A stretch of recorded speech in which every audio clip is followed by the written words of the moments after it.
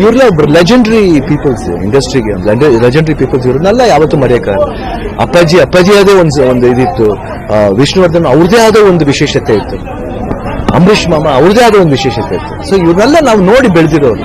ಯಾಕಂದ್ರೆ ಯಾವುದು ಏನು ಅಪೇಕ್ಷೆ ಪಡೆದೆ ನಿಸ್ವಾರ್ಥ ಮಾಡಿದವ್ರು ಇವರೆಲ್ಲ, ಇವ್ರು 3 ಜನ.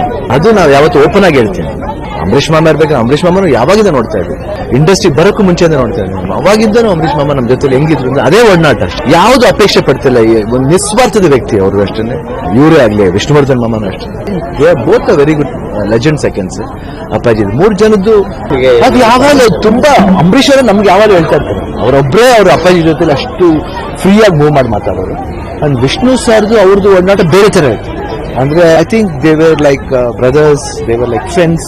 ಅಂಡ್ ಮಾತುಗಳು ಒಂದು ಗೌರವವಾದ ಮಾತುಗಳಿತ್ತು ವಿಷ್ಣುವರ್ಧನ್ ನನ್ನ ಅಪ್ಪಾಜಿಗಳು. ಅಂಬರೀಷ್ ಅಂತೂ ಬಹಳ ಕಾಮಿಡಿ, ಲೀಲಾಜಾಲವಾಗಿ ಕಾಲಿಡಿತಾ ಇದ್ರು ಅಪ್ಪಾಜಿನ.